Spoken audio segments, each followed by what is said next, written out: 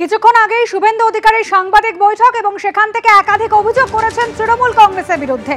SIR নিয়ে মিথ্যাচার করছে তৃণমূল, ভুল তথ্য দিয়ে বিভ্রান্ত করার চেষ্টা হচ্ছে। এসআইআর নিয়ে রাজ্যবাসীকে ভুল বোঝাচ্ছে তৃণমূল। কি অভিযোগ করেছেন শুভেন্দু অধিকারী শোনাবো প্রথমে। They accepted SIR. Trinamool Congress যারা বাইরে এসআইআর কে এনআরসি বলে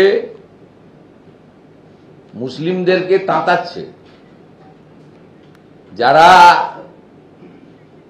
শরণার্থী হিন্দুদেরকে ভুল বুঝাচ্ছে যে সিএ অ্যাপ্লাই করবেন না, সব বন্ধ হয়ে যাবে, ক্লোজ হয়ে যাবে, সব মিথ্যাচার, তারাই কিন্তু এসআইআর কে অ্যাকসেপ্ট করেছে।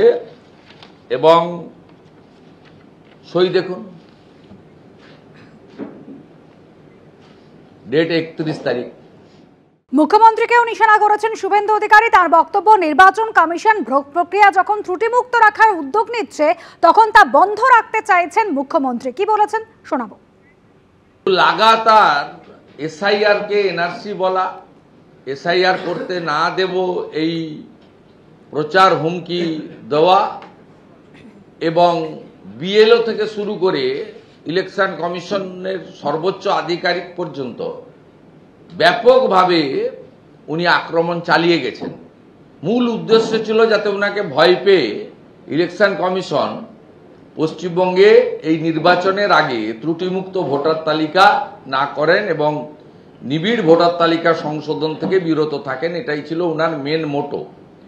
উনি ধমকে চমকে অনেককে শুইয়ে দেন, এটাও চেয়েছিলেন।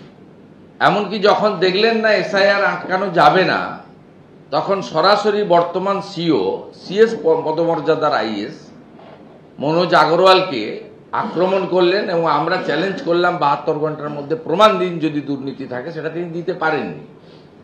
যখন দেখলেন মনোজ আগরওয়াল এবং সিওকে বাগে আনা যাচ্ছে না, দুর্নীতির তথ্য শুধুমাত্র আকাশে ভাসিয়ে দেওয়া গেছে, ডকুমেন্ট দেওয়া যায়নি, তখন তিনি বা ওনার ভাইপো জ্ঞানেশ কুমারজি সিইসি তাকে বাপ তুলে আক্রমণ করলেন। দেবাংশু ভট্টাচার্য তৃণমূল কংগ্রেসের সোশ্যাল মিডিয়া সেলের ইনচার্জ রয়েছেন আমাদের সঙ্গে টেলিফোন লাইনে। দেবাংশু, শুভেন্দু অধিকারী অভিযোগ করছেন যে নির্বাচন কমিশনের বৈঠকে তৃণমূল কংগ্রেস এসআইআর মেনে নিচ্ছে, অথচ বাইরে তারা বিরোধিতা করছে। অন্যদিকে মুখ্যমন্ত্রীকেও নিশানা করেছেন। তিনি বলছেন যে লাগাতার মুখ্যমন্ত্রী নির্বাচনী আধিকারিকদের ধমক দিচ্ছেন, যেখানে নির্বাচন কমিশন পুরো প্রক্রিয়াটাকে ত্রুটিমুক্ত রাখার চেষ্টা করছেন তা বন্ধ করছেন মুখ্যমন্ত্রী। শনিবারের বারবেলাতে লোকটা আবার খেপেছে। দেখুন, আমি কয়েকটা কথা বলি।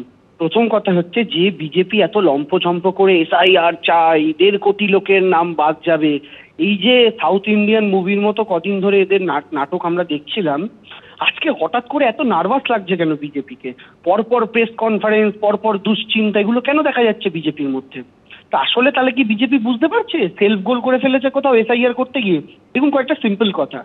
আমরা এনআরসি যে এসআইআর এর মধ্যে দিয়ে যে এনআরসি হচ্ছে সেই অভিযোগটা যেমন করেছিলাম, সেটাকে সত্যি প্রমাণ বিজেপি করছে। কারণ এসআইআর এর কথা যতবার বলা হচ্ছে, বিজেপি বলছে হিন্দুদের জন্য সিএ আছে। আরে সিএ তো দরকার, এনআরসি করে নাম বাদ গেলে তখন সিএ এর গল্প আসছিল। এসআইআর এর ক্ষেত্রে সিএ এর কথা কেন বলছেন তারা? এবং তারা কি জানেন না যে সিএ তে অ্যাপ্লাই এখনো অব্দি কতজন করেছেন? 2000, 3000, 4000 লোক এখনো নাগরিকত্ব পাননি, অথচ বাংলাতে মতুয়ার সংখ্যাই 1 কোটির কাছাকাছি।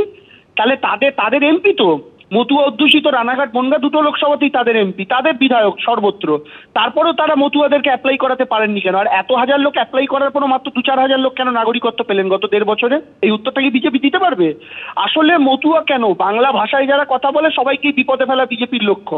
ওখান থেকে গুজরাটে বসে 2 গুজরাটি ভাই কাঠি নাড়াচ্ছে, আর এখানে বসে বাংলার গদ্দারগুলোর সেই দালালিতে নড়ছে। যাই হোক, দ্বিতীয় বিষয়টা হচ্ছে এই শুভেন্দু অধিকারী এরা বাংলার নির্বাচন প্রক্রিয়া, এসআইআর প্রক্রিয়া নিয়ে বিভিন্ন রকম কথা এতদিন বলছে, অথচ এরা এই উত্তরটা দিচ্ছে না যে নিজেরা বাংলাদেশি অনুপ্রবেশকারী বলতে বলতে ব্রাজিলের মডেলকে হরিয়ানাতে ভোটার বানিয়েছে। একই মডেল 25টা জায়গায় ভোট দিয়েছে, শুধু ভোটার তালিকায় নাম নেই।